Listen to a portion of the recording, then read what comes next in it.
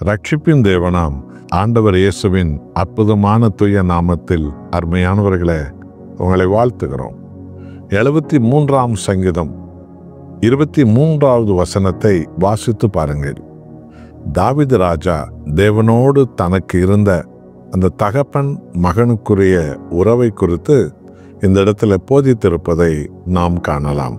ஆனாலும் நான் எப்பொழுதும் உம்மோடு இருக்கிறேன், என் வலது கையை பிடித்து தாங்குகிறீர் என்று சொன்னார்.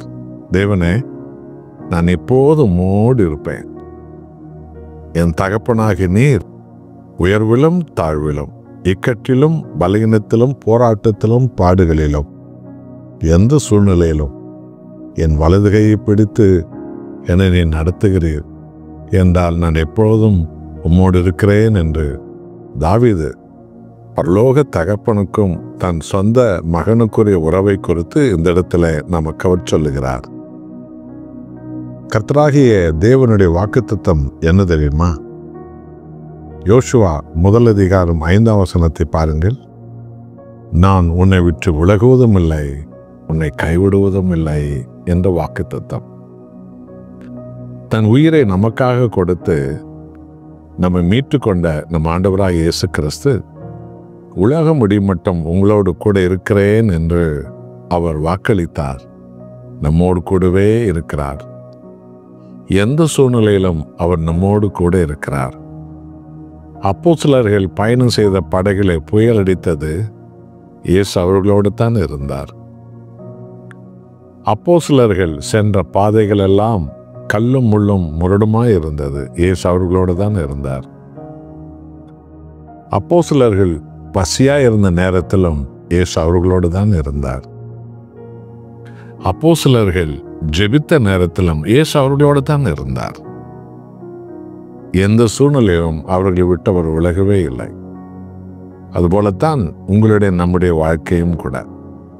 நம்முடைய வாழ்க்கையை ஆராய்ந்து பார்த்தால் எத்தனை இருள், எத்தனை போராட்டம், எத்தனை எதிரிகள், எத்தனை சூழ்ச்சிகள், எத்தனை பள்ளத்தாக்குகள், எத்தனை சாத்தானுடைய போராட்டங்கள், சோதனைகள் வந்திருக்கிறது.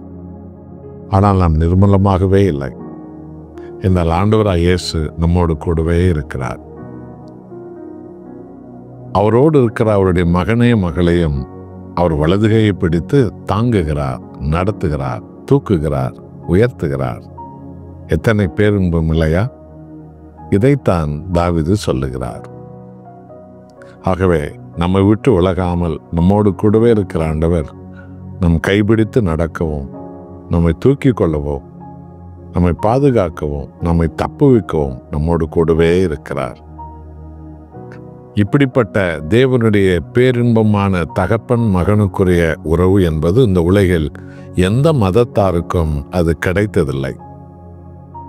எந்த மதத்தாரும் என் தெய்வம் என்னை கைபிடித்து நடத்துகிறது என்று ஒருபோதும் உணர்ந்ததும் இல்லை, சொன்னதும் இல்லை. ஆனால் ஆண்டவராகிய இயேசு கிறிஸ்துவை ஆராதிக்கிற ஜனங்கள் எப்போதும் எந்த காலத்திலும் என் கர்த்தர் என்னோடு இருக்கிறார், என் கைப்பிடித்து என்னை நடத்துகிறார், என்னை அதிசயங்களை காண வைத்தார், என்னை மரண பள்ளத்தாக்கில் நடத்தினார், என்னை புல்லுள்ள இடங்களில் நடத்தினார், அமர்ந்த தண்ணீரண்டை நடத்தினார், என்னை மேடான இடங்களில் நடத்தினார், எதிரிகள் மத்தியில் நடத்தினார், என்னை தப்புவித்தார், என்னை உயர்த்தினார், என்னை தாங்கினார் என்றுதான் என்றைக்கும் சொல்லிக் கொண்டிருப்பார்கள். ஆகவே அன்பானவர்களே, எப்பொழுதும் தேவ சமூகத்தை வாஞ்சியுங்கள். கர்த்தராகிய இயேசு உங்கள் கைபிடித்து உங்களை நடத்துவதை நீங்கள் காண்பீர்கள். ஜெபிப்போமா? அர்ப்பணிப்போம். நல்ல ஆண்டவரே, நான் உன்னை விட்டு விலகுவதில்லை, உன்னை கைவிடுவதில்லை என்று வாக்களித்தீர். என்றால் நீர் எங்கள் மேல் வைத்த நித்திய அன்பு, உம்முடைய உயிரை எங்கள் மீட்புக்காக கொடுத்து எங்களை விட்டு உலகாத தேவனாய் இருக்கிறீர். எங்கள் வலதுகையை பிடித்து கொண்டு தகப்பனே, உம்முடைய பிள்ளைகளான எங்களை நீ நடத்துகிறீர். நீ நடத்தி வந்த பாதைகளுக்கு கோடி கோடி நன்றி. இனி எங்களை நடத்தப் போகிற காலங்களுக்காய் கோடி கோடி நன்றி. உம்முடைய நடத்துதலில் அதிசயங்களும் அற்புதங்களும் பள்ளத்தாக்குகளும் புல்லுள்ள இடங்களிலும் அமர்ந்த தண்ணீரும் இருக்கிறது. உமக்கு கோடி நன்றி. என்னோடு ஜெபிக்கிற உமது பிள்ளைகளை முழுவதுமாக கரம் பிடித்து கொள்ளுங்கப்பா.